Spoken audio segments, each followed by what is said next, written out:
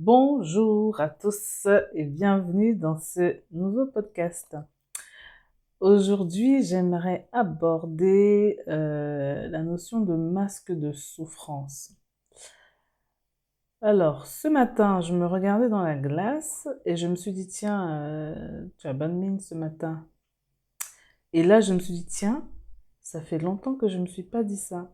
Et je me suis projetée dans les semaines, les mois, les années précédentes et je me suis rendu compte que pendant toutes ces années, je portais une sorte de masque qui est soit totalement tombé, soit en train de finaliser sa chute. D'où ce regain de luminosité. Et tout de suite, le mot qui m'est venu à l'esprit, c'est masque de souffrance. Alors, comment est-ce que moi j'ai compris ça? Alors, je me suis dit, tiens, c'est vrai que tu étais tellement imprégné, tellement engoncé, je pense que c'est un mot qui existe, tellement enfoncé dans ta souffrance, que déjà, un, tu te rendais même plus compte que tu étais un corps souffrant ambulant. Et deux, c'était tellement fort et tellement arrivé à un tel paroxysme que bah, ça s'exprimait, ça transparaissait, ça transpirait à travers ton corps et notamment à travers ton visage et tu ne t'en rendais même pas compte. C'était, ça se faisait à l'insu de ton plein gré, comme on dit. Tu te rendais même pas compte que ton corps, ton âme criait tellement souffrance, souffrance, souffrance, que ça modifiait ton apparence physique littéralement. Donc on m'avait déjà fait des remarques, hein, notamment un ami, sur le fait que j'avais un masque sur le visage, mais en fait à l'époque je ne comprenais pas. Et surtout, bon, j'étais un peu étonnée, c'était la première fois que j'entendais parler de ça, et j'étais plus ou moins d'accord. Pour ne pas dire pas trop d'accord. Mais en fait, c'était le cas. C'est quelque chose qui est réel, c'est quelque chose qui arrive, c'est quelque chose qui nous enveloppe comme ça, qui nous recouvre et dont on ne se rend pas compte tellement on a le nez sur le guidon. Parce qu'à cette époque-là, moi, j'avais qu'un seul leitmotiv, inconscient même, parce que même moi, consciemment, j'avais l'impression que je vivais ma vie plutôt normalement, que j'essayais de m'en sortir comme tout le monde, travailler, construire une vie sociale, etc., etc. Mais inconsciemment, en fait, j'étais en mode survie. J'étais vraiment, mon objectif, c'était de survivre à cette déflagration de souffrance que je ressentais au fond de mon âme et qui se manifestait parfois physiquement, mais là encore, j'en étais pas consciente, par des douleurs aux articulations, par des dents qui grincent, par parfois des maux de tête, des maux de dos, bref, vraiment j'avais la souffrance qui s'exprimait même physiquement, tout ça dans le but d'attirer mon attention et bah écoutez, je m'en rendais pas compte. Euh, je voilà, je naviguais à vue. Mon objectif c'était vraiment de m'en sortir. Donc ce matin, j'ai eu à l'esprit la notion de masque de souffrance et en marchant un petit peu et en repensant à ça, je me suis dit tiens, masque de souffrance, corps de souffrance, il y a un lien. Le corps de souffrance, en fait, c'est comme un corps qui fait partie ou qui a trait à notre personnalité, notre fausse personnalité, que on appelle aussi faux self, qui en fait est l'expression, moi, c'est comme ça que moi je le comprends, hein, c'est l'expression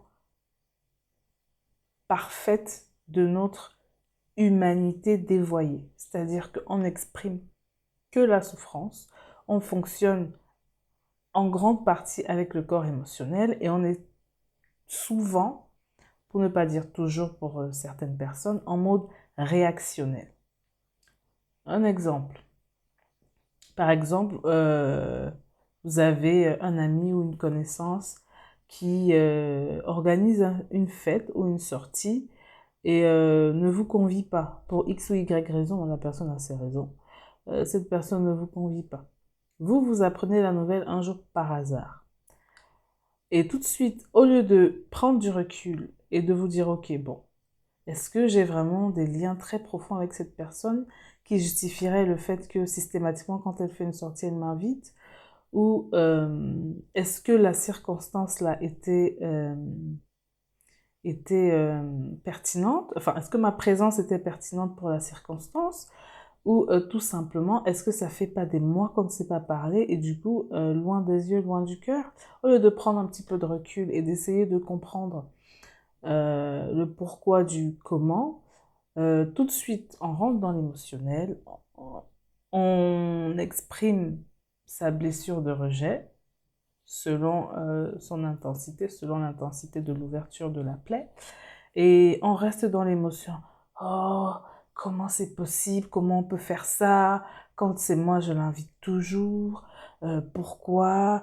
J'étais très sûre que de toutes les façons, ces gens-là ne m'aimaient pas, que ces gens-là faisaient semblant. Et voilà, on se met dans une roue comme ça, une roue déjà de dévalorisation, parce qu'on a l'impression que cette invitation mesure notre valeur. Et donc, comme on n'a pas été invité, bah, ça veut dire qu'on a une valeur basse.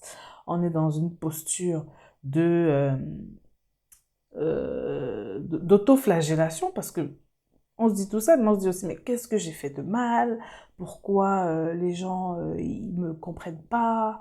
Et on rentre dans ce genre de posture. Maintenant, la posture défensive. Ok, moi, la prochaine fois, je vais faire pareil.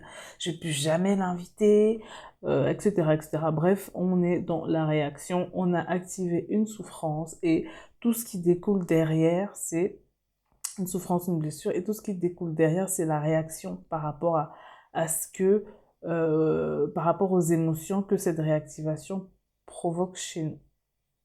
Donc, quand, euh,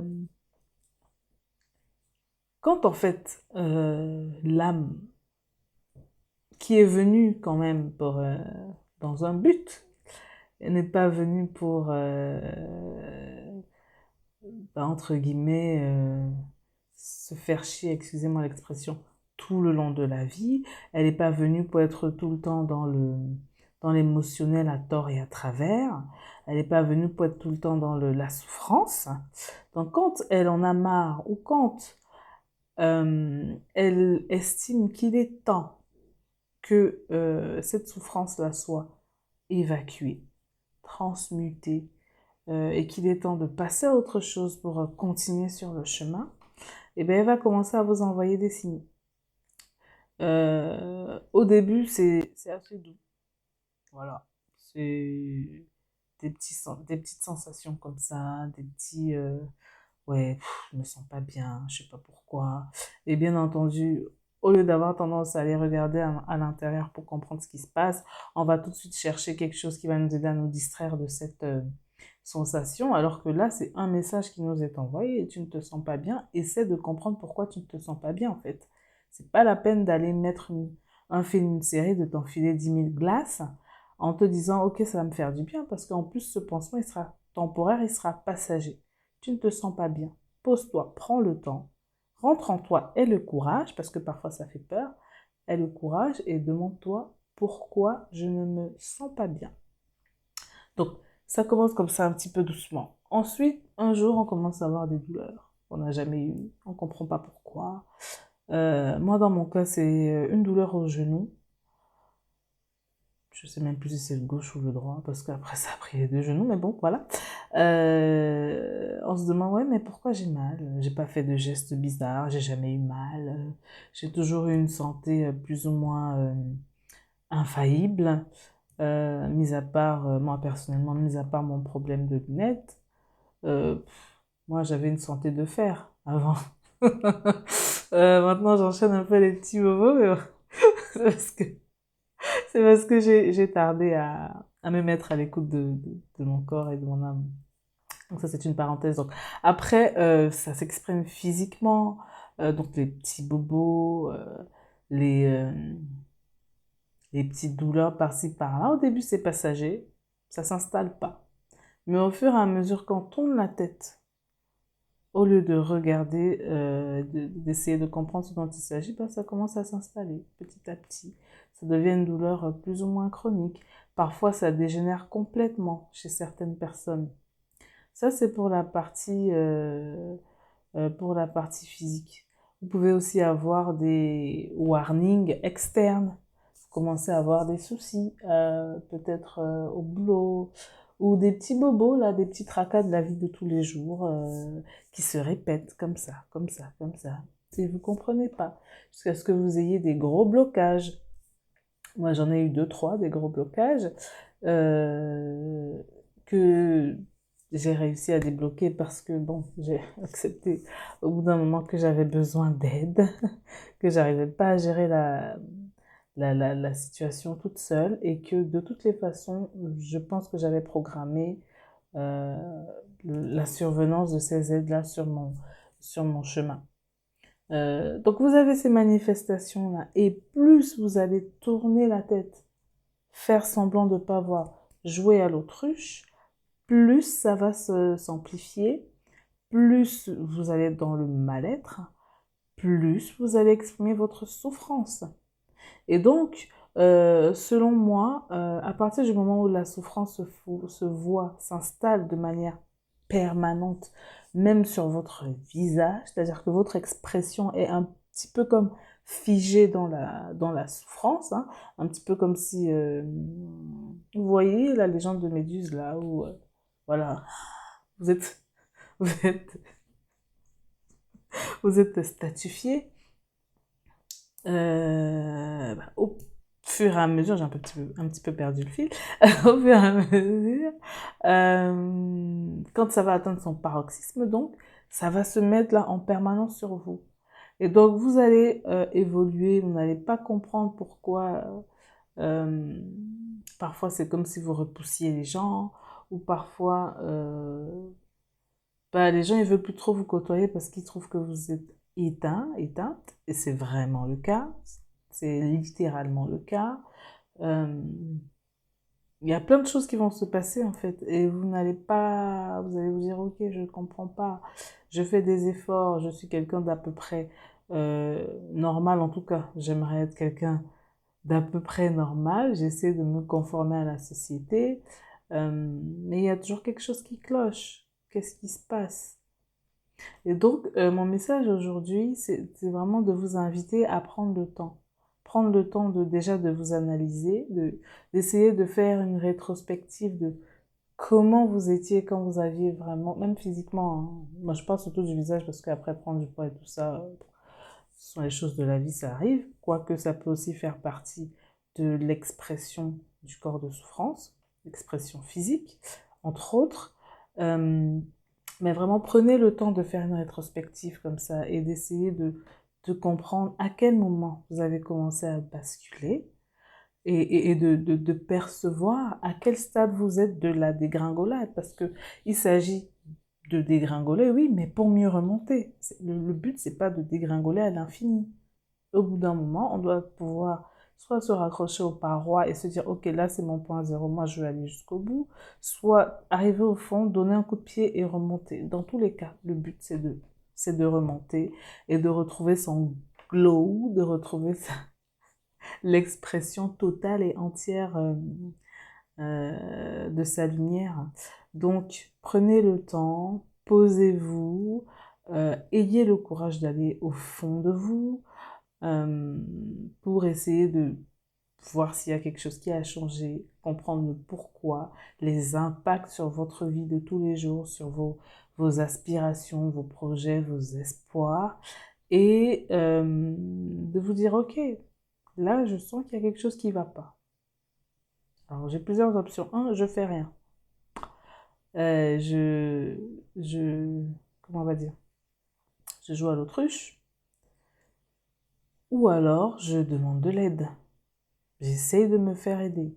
Demander de l'aide, parfois ça peut sembler très compliqué et on peut avoir bien souvent peur de se faire rejeter, de ne pas se faire comprendre et tout. Mais il faut aller au-delà de toutes ces peurs-là parce que quand on demande de l'aide, on finit toujours par tomber sur quelqu'un, quelque chose, une situation, un événement, une personne, euh, une force supérieure qui nous aide. Mais il faut qu'on prenne la peine de demander l'aide. Personne ne va venir vous obliger à aller mieux. Il faut que vous demandiez de l'aide en fait pour que les gens vous offrent leur assistance. Donc vous pouvez aller vers votre entourage, vers votre famille, vers vos amis, même vers des collègues. Parfois vous pouvez tomber sur quelqu'un qui est à l'écoute et qui vous donne des bons conseils ou le bon conseil dont vous aviez besoin pour vraiment décoller. Vous pouvez vous tourner vers des professionnels du bien-être, vers des thérapeutes, même vers des psychologues, psychanalystes. Vous pouvez vous tourner, si vous êtes religieux, vers la religion, vers la prière. Vous pouvez vous tourner vers tout simplement tout ce qui a trait à la divinité, la hiérarchie divine. La source de toute chose, demandez de l'aide. Vous pouvez demander de l'aide même à votre corps. Vous lui dites, ok, j'ai compris qu'il y a un souci, je veux bien résoudre le souci, mais alors il faut que tu me guides, il faut que tu me dises où je dois aller, parce que là, je suis démunie. Vous pouvez demander aussi à votre âme, ok, j'ai compris ton message, je suis prêt à aller mieux, à aller de l'avant, montre-moi le chemin. Faites-le, prenez le temps, allez au fond de vous, demandez de l'aide. Donc voilà, c'est ce que je voulais vous dire aujourd'hui. Je précise quand même pour ceux qui tomberont sur la vidéo et qui la regarderont jusqu'au bout, que je suis Gladys, thérapeute énergéticienne. Et dans ce podcast, dans mon métier, dans mes actions au quotidien, mon but en fait, c'est de vous aider à retrouver la divinité qui est en vous en saisissant tous les messages subtils divins que vous pouvez recevoir au quotidien dans votre vie de tous les jours terre à terre. Voilà, désolée pour la luminosité, mais il fait moche ici. Donc voilà. Et une dernière chose, donc j'ai mis sur pied un programme en ligne d'audio, vidéo, texte, soins énergétiques d'une durée de 21 jours, justement pour accompagner euh, tous ceux qui le voudront, hein, qui se sont appelés à se reconnecter petit à petit avec leur part divine et donc à remonter du trou, quoi. Donc, si ça vous intéresse, je vous mettrai les liens soit dans la description, soit dans mon profil. Je mettrai des liens quelque part. Le programme s'appelle 21 jours pour se reconnecter à soi. Voilà, je vous remercie et je vous dis à la prochaine fois.